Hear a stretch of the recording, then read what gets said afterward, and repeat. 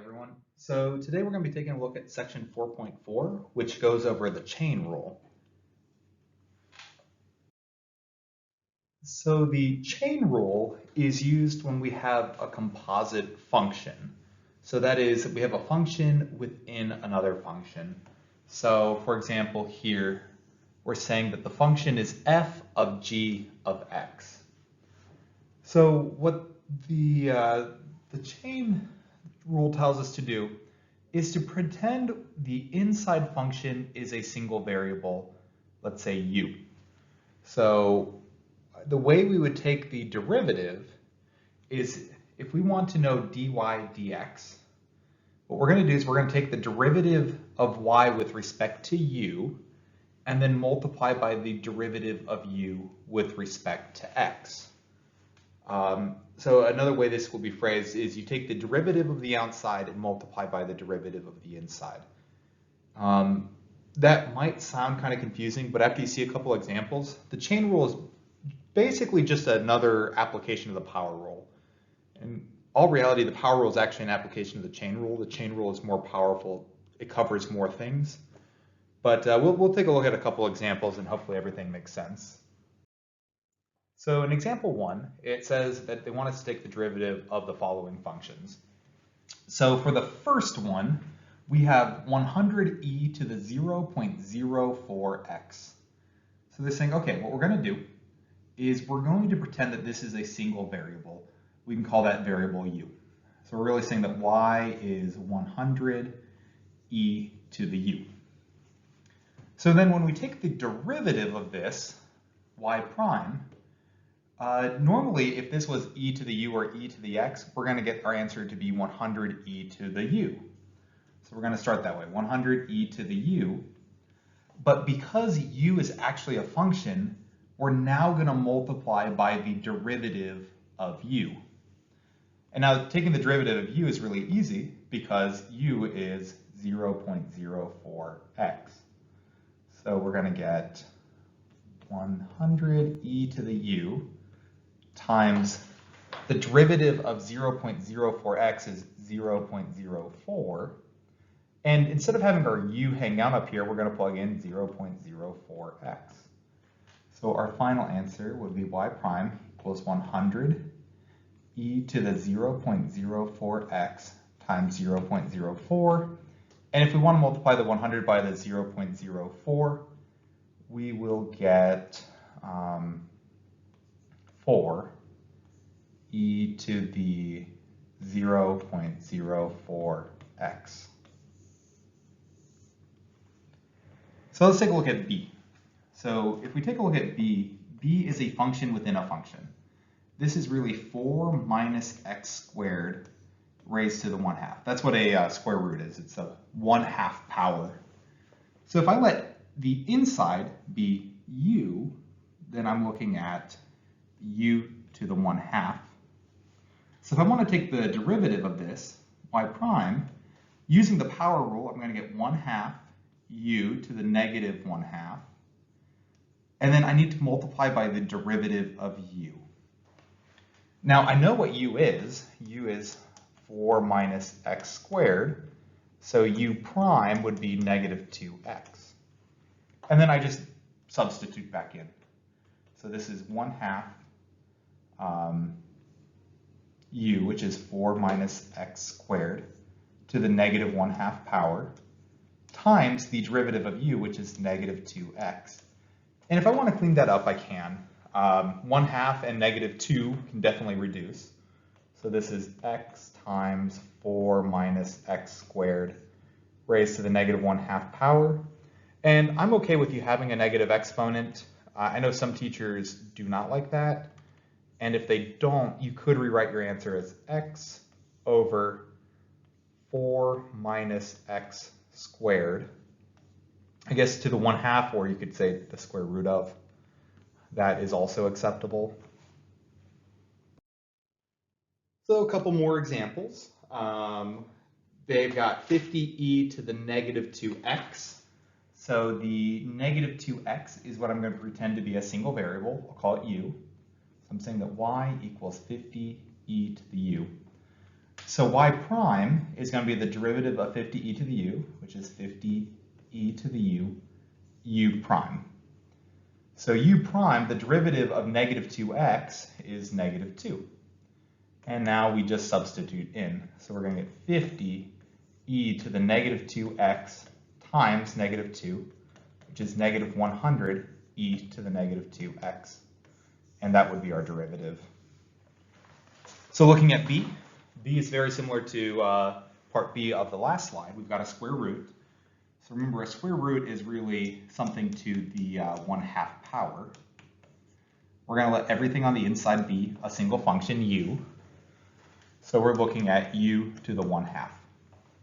So if I want to take the derivative, I'm going to get 1/2 u to the negative 1/2 u prime. U prime in this case is going to be 3x squared, the derivative of 1 plus x cubed. And then when I substitute back in, I'm going to get 1/2 1 plus x cubed to the negative 1/2 power times 3x squared. And I'll just leave my answer like that. We could, in theory, multiply the 3 and the 1/2 together, but then we're just going to get 3 halves. So I'll leave this as my final answer. So even more chain rule problems. We've got 3x plus 1 to the 4th power. So I'm going to let the 3x plus 1 be u. So this is really u to the 4th. So if I want to find the derivative, f prime of x, this is going to be 4u cubed u prime. Now u prime in this case would be just 3. The derivative of 3x plus 1 is 3. So plugging in, I'm going to get 4 times 3x plus 1 to the 3rd power times 3. So this is 12 times 3x plus 1 to the 3rd power. For part B, similar thing. We've got an inside. The inside is going to be x cubed plus 4, and the outside is to the 7th power. So this is u to the 7th. So y prime is going to be 7u to the 6th u prime.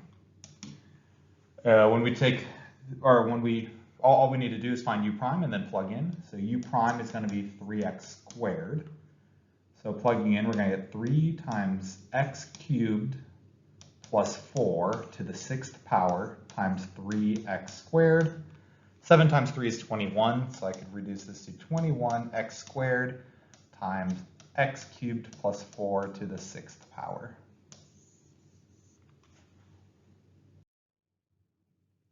So in this example, we have a quotient rule. And now we could take the quotient rule, and while taking the quotient rule, we could use chain rule. And that's definitely a way we could solve this problem. But what I'm going to do is I'm going to try to manipulate this expression to make it a little bit easier. So I'm going to call the bottom u. So this is looking like d dt of 1 over u cubed. And this is d dt of u to the negative 3. And that's a little bit easier to take because this would be negative 3u to the negative 4 u prime. And then if I want to find my u prime, that's going to be 2t plus 1. And then I can just plug in. So my final answer would be negative 3u, which is t squared plus t plus 4 to the negative 4th power, times u prime, which would be 2t plus 1. And if you do the quotient rule, you're going to find out that you're getting the exact same answer. So it's whatever you see is the way you should do it. I find that, this is, I've been doing calculus for 15 years now, that if I can make the problem easier on myself, I definitely want to do that. But as a new calc student, you might just see that as a quotient rule. Go ahead and apply the quotient rule, which will require a chain rule halfway through, and that's absolutely fine. Nothing wrong with that. So let's take a look at D. So D is the square root of 3 minus W. So again, we're just going to pretend that this is the square root of U, which is U to the 1/2. So if you take the derivative, you're going to get 1/2 u to the negative 1/2 u prime. And then from here, we can just go ahead and plug in. This will be 1/2 3 minus w to the negative 1/2 power. And then u prime, the derivative of 3 is 0, the derivative of w is negative 1. So this is negative 1/2 times 3 minus w to the negative 1/2 power. And that would be our final answer. A couple more examples. We've got the derivative of e to the 2x. So I'm going to let that 2x there just be u. So this derivative is e to the u prime. So that's e to the 2x times 2, which is 2e to the 2x. For b, this is our first time using ln with the chain rule. So I'm going to let everything inside here be u. So we're really looking at d dx of the ln of u, which is going to be 1 over u prime.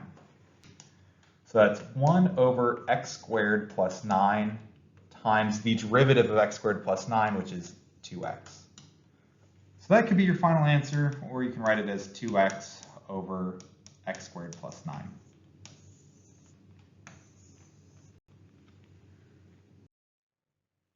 Example 6, we're taking the derivative of 1 plus e to the x squared cubed.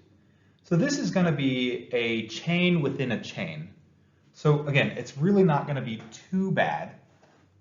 Here is our inside function. And then in our inside function, we've got an e to the x squared. So that's going to come up in just a second. So let's take a look at this. This would be d dx of u cubed.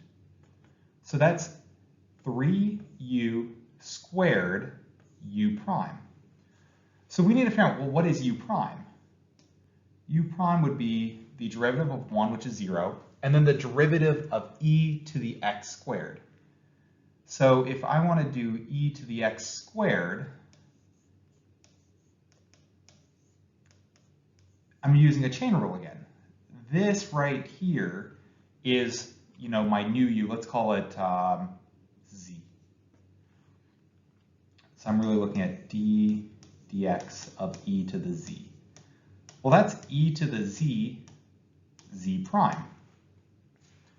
So if we plug in, that's going to be e to the x squared times the derivative of x squared is 2x.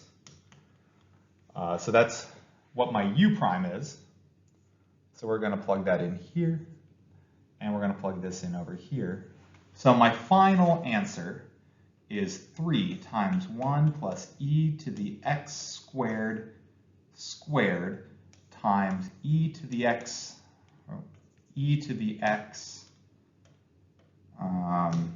squared times 2x. And this is our final answer here. So I know like this, because it was a chain within a chain, it might seem kind of confusing, but as long as you can really just figure out what you're doing and take it one step at a time. So we figured out it's 3u squared u prime, that was here. And we said, okay, well, u prime is going to be another chain rule. So we did the chain rule and we figured that out. And then we plugged in. So a little bit longer, but still hopefully not too bad.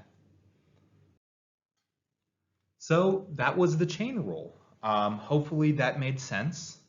And now we should be kind of comfortable with the power rule, the product rule, the quotient rule, the chain rule, as well as being able to take the derivative of e to the x and ln x. And that is kind of it for our derivatives. Those are all the different methods we have for taking derivatives. So our upcoming sections and even all of next chapter is about application of derivatives. So hopefully that's when you start seeing the theoretical meet reality of when we use this in the real world. So I believe our next section is called implicit differentiation, which honestly isn't too bad and kind of builds off chain rule. And then after that, we're going to look at related rates, which will be our first time really seeing how this connects to the real world and the physical world. And then all of next chapter is going to be application of how we can use this to better our lives. So again, if you got questions, feel free to reach out. Other than that, I'll see you in the next video.